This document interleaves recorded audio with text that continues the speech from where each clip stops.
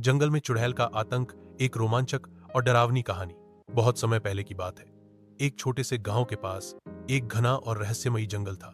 लोग कहते थे कि उस जंगल में रात होते ही अजीब सी आवाजें आने लगती। हैंक भी किसी औरत के रोने की तो कभी डरावनी हंसी की। गांव वाले उस जंगल में दिन में भी जाने से डरते थे, क्योंकि कई लोग वहां गए और फिर कभी लौटे नहीं। गांव के बड़े बुजुर्गों की माने तो जंगल में एक चुड़ैल रहती थी। वह रात के समय बाहर निकलती और जो कोई भी उसके इलाके में आता वह उसे पकड़ लेती। लोगों की मान्यता थी कि वह चुड़ैल कभी एक औरत थी, जिसे गांव वालों ने डायन समझकर जंगल में अकेला छोड़ दिया था। वह वहीं मर गई और उसकी आत्मा ने चुड़ैल का रूप ले लिया। एक दिन गांव का एक बहादुर युवक अर्जुन यह रहस्य जानने का निश्चय करता है। वह कहता है, यह डर हम सबको खा रहा है, मैं जाकर पता लगाऊंगा कि सच्चाई क्या है।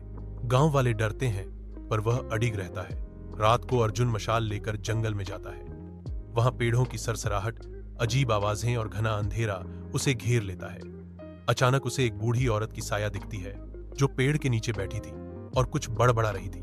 जैसे ही अर्जुन पास जाता है, वह औरत हवा में उड़कर उसके सामने आ जाती है। लंबे बाल, लाल आंखें और डरावनी हंसी।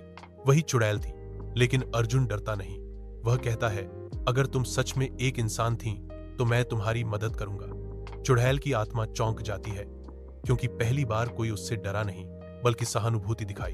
अर्जुन गांव लौटकर मंदिर के पुजारी से मदद लेता है। वे मिलकर जंगल में हवन करते हैं और चुड़ैल की आत्मा से क्षमा मांगते हैं। अंत में चुड़ैल की आत्मा शांत हो जाती है और मुक्त हो जाती है। जंगल फिर से शांत हो जाता है।